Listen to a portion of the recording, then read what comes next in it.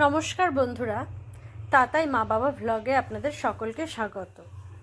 আমি আজ আপনাদের সাথে শেয়ার করতে চলেছি সম্পূর্ণ নিরামিষভাবে কাবলি চানার ঘুগনির রেসিপি। আর এই রেসিপিটা যতটা সহজ, খেতে কিন্তু ততটাই সুস্বাদু। তাহলে দেখে নিন আমি আজকে কিভাবে তৈরি করে নিচ্ছি। আমি কতগুলো কাবলি চানাকে ওভারনাইট ভিজিয়ে রেখেছিলাম, আর এখন আমি চানাগুলোকে খুব ভালো মতন জল দিয়ে ধুয়ে নিয়েছি। এবার একটা প্রেসার কুকারে এই চানাগুলোকে আমি জলসহ 5-6টা সিটি মেরে সেদ্ধ করে নেব। চানাটা আমি সেদ্ধ বসিয়ে দিয়েছি, আর ততক্ষণে আমি মশলা তৈরি করে নেব। মশলার জন্য আমি এখানে নিয়ে নিয়েছি কয়েকটা কাঁচা লঙ্কা, একটা টমেটোকে আমি এখানে টুকরো টুকরো করে কেটে নিয়েছি, আর নিয়েছি অল্প একটু আদা, চারমগজ আর কাজু। এখন আমি এর মধ্যে দিয়ে দিব কিছুটা গোটা জিরে, তবে আপনারা চাইলে গোটা জিরের বদলে জিরের গুঁড়োও ব্যবহার করতে পারেন। এখন জল দিয়ে সব কিছুকে খুব ভালো মতন একটা স্মুথ পেস্ট তৈরি করে নেব। মশলাটা আমি বেটে নিয়েছি, আর এর মধ্যে আমি দিয়ে দিয়েছি সামান্য হলুদের গুঁড়ো আর লঙ্কার গুঁড়ো।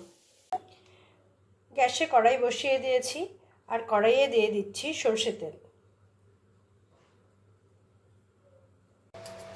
তেল গরম হয়ে গিয়েছে, আমি দিয়ে দিচ্ছি শুকনো লঙ্কা আর তেজপাতা।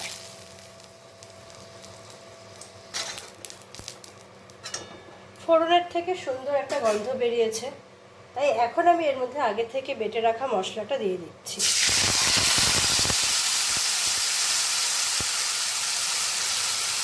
দিয়ে দিচ্ছি নুন। আমি এখানে নুনের ব্যবহার একটু কমই করলাম, কারণ সেদ্ধ করার সময় আমি কিন্তু যে জলটা দিয়েছিলাম ছোলার মধ্যে, তাতেও কিছুটা নুন রয়েছে। এখন আমি মশলাটাকে কষিয়ে নেব।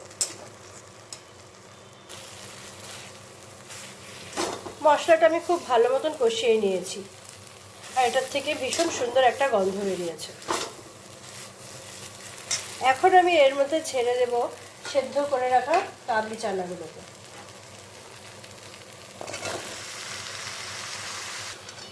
আর মশলার মধ্যে চানাগুলোকে আলু সহ খুব ভালো মতন আরেকবার মিশিয়ে নেব।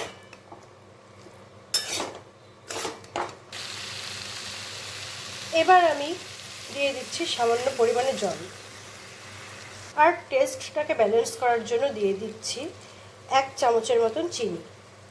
এটা সম্পূর্ণ অপশনাল, আপনারা চাইলে নাও দিতে পারেন।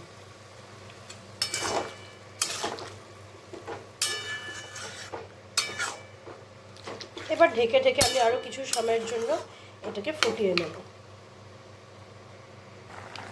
ঘুগনিটা আমার হয়ে গিয়েছে। এখন আমি উপর থেকে ছড়িয়ে দিচ্ছি গরম মশলার গুঁড়ো। আপনারা চাইলে এই অবস্থাতেই নামিয়ে নিতে পারেন, তবে আমি এর মধ্যে ছিটিয়ে দেব এখন কাসৌরি মেথি, আর সেটা হাতে ক্রাশ করে আমি দেব।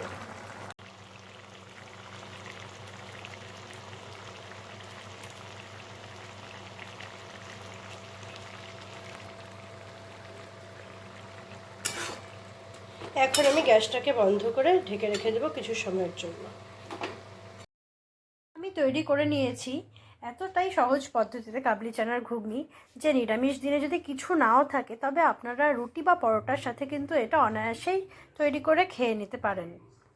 বন্ধুরা, আমার এই আজকের রেসিপিটি আপনাদের কেমন লাগলো তা অবশ্যই আমাকে কমেন্ট করে জানাবেন, আর ভালো লাগলে আমার চ্যানেলটিকে সাবস্ক্রাইব করে আমার পাশে থাকবেন। আজকের মতন আমি আমার ভিডিওটি এখানেই শেষ করছি। ধন্যবাদ।